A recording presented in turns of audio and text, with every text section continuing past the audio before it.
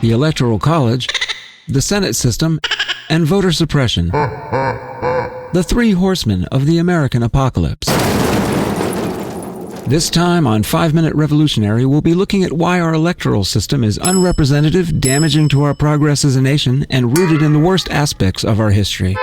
Here's a fun thing to notice. If you're a Californian and you vote in a presidential election, you might as well take your ballot paper and rip it into 57 pieces, then take one of those tiny little pieces and put it on your fingertip. That's how big your vote is compared to the robust, full-size 8.5 by 11 vote of a mighty citizen of rugged and scenic Wyoming. No, seriously, Californians, you might as well call some people who live in Wyoming and try to persuade them to vote for somebody better. It would probably have more effect on the national level than, voting. To be clear, the 5 Minute Revolutionary thinks everyone should always vote, especially in state and local elections, where your vote is not subject to these federal peculiarities, weighs more heavily, and can make a big difference. There are plenty of other calculations like this you can make between states and regions in the general election.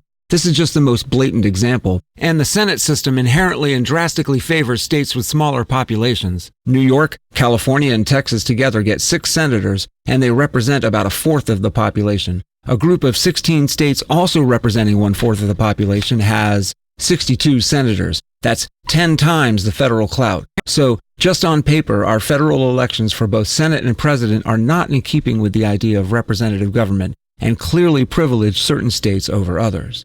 You might say, well, so what? It's a weird system, but does it really affect anything? The answer is yes. Just in recent Senate history, major bills on immigration reform and climate change response have been defeated in the Senate, despite receiving the vote of senators representing a landslide-level majority of the voting population. And remember, the Electoral College gives smaller states a massively outsized voice, so presidential nominees are understandably skittish about prioritizing issues specific to the needs and character of big states. You know, the places most of us live.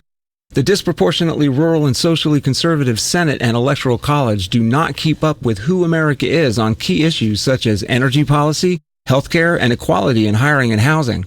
There are many problems with our politics, but this is a big one. In a hardwired, structural way, our election system does not reflect who we are as a nation.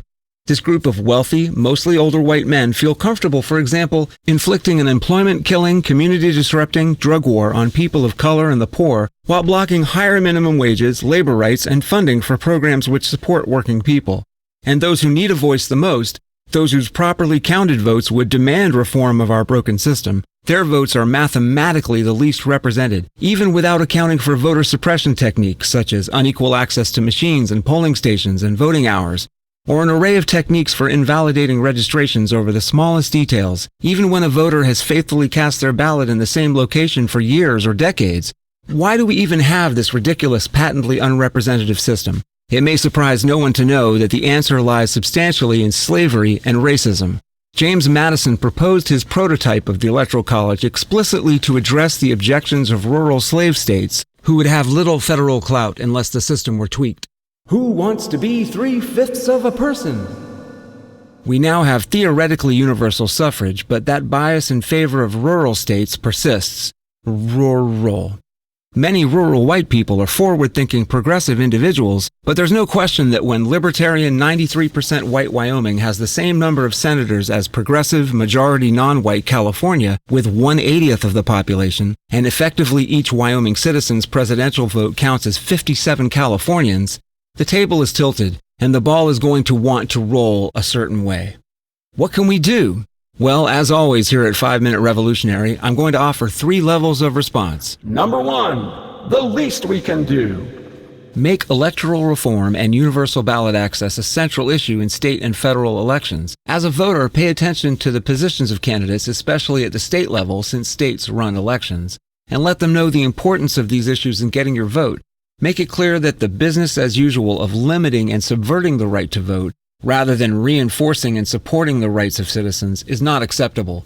Learn about and advocate for reforms like ranked choice voting or proportional representation. Make sure that new and better choices get into the conversation. Number 2, this might actually do something. Besides the hopefully obvious, if perhaps wishful strategy of overwhelming the bias and corruption of the system with a tsunami of new voters, contribute time and/or money to organizations which actively work in support of voting rights or electoral reform. Every election cycle, organizations like Let America Vote and Spread the Vote are on the ground working to protect the franchise, making it harder for officials and right-wing activists to casually suppress the voice of new and disadvantaged voters. In the long term, we need serious reform of our electoral politics. There are many viable ideas to enhance our democracy, and groups like the Brennan Center and others working full-time to promote and support them. Everyone can do something. Number 3, what we really should do, but probably won't. Running the mostly old white men who've had a stranglehold on American politics for generations out of D.C. and the state houses at the front of an ever-multiplying series of angry mobs with pitchforks. Caveat: the 5-Minute Revolutionary does not advocate violence against any person for any reason, nor can we recommend breaking federal law.